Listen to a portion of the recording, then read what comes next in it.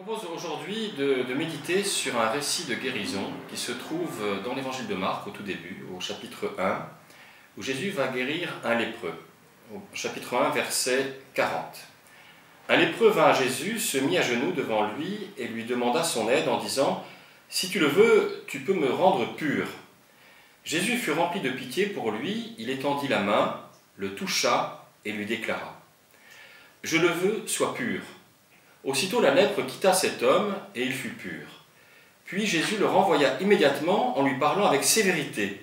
« Écoute bien, lui dit-il, ne parle de cela à personne, mais va te faire examiner par le prêtre, puis offre le sacrifice que Moïse a ordonné, pour prouver à tous que tu es guéri. » L'homme partit, mais il se mit à raconter partout ce qui lui était arrivé. À cause de cela, Jésus ne pouvait plus se montrer dans une ville, il restait en dehors, dans des endroits isolés, et l'on venait à lui de partout.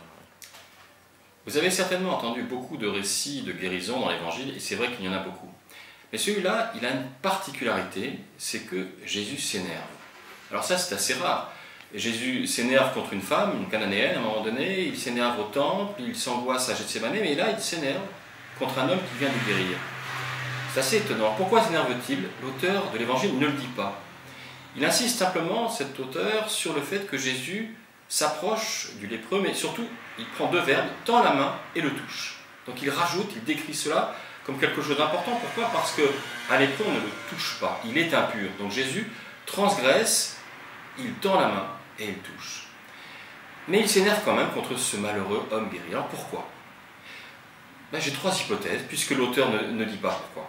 La première hypothèse, au fond, ce serait de dire que Jésus ne voulait pas qu'on le prenne simplement pour un guérisseur. À l'époque, au 1er siècle, il y a de nombreux récits de ce qu'on appelle les thaumaturges, ceux qui guérissaient miraculeusement.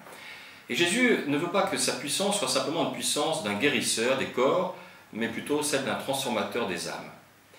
La deuxième hypothèse, c'est qu'au fond, peut-être que Jésus sent que cet homme va le trahir, puisque dans le récit, vous l'avez entendu, Jésus lui dit « mais n'en parle à personne », et il va faire le contraire, il va en parler à tout le monde, et il va préférer, si je puis dire, la rumeur sur Jésus guérisseur, à l'annonce de l'évangile du royaume. La troisième hypothèse, c'est peut-être que Jésus s'irrite parce que cet homme n'a pas vraiment fini sa guérison. Jésus l'a guéri, mais lui demande de s'insérer dans la société en allant faire vérifier sa guérison auprès des autorités. Il lui demande simplement de devenir un homme normal.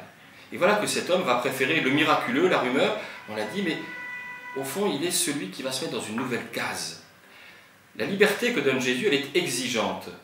C'est d'inventer la vie qui va avec, pour reprendre un slogan bien connu. C'est vraiment d'inventer la vie qui va avec. Dieu vient vers nous, et c'est à nous d'inventer ensuite. Non pas pour nous mettre en avant, comme fait cet homme, non pas pour dire, voilà, j'ai rencontré Jésus au coin de la rue, et je suis le plus heureux des hommes.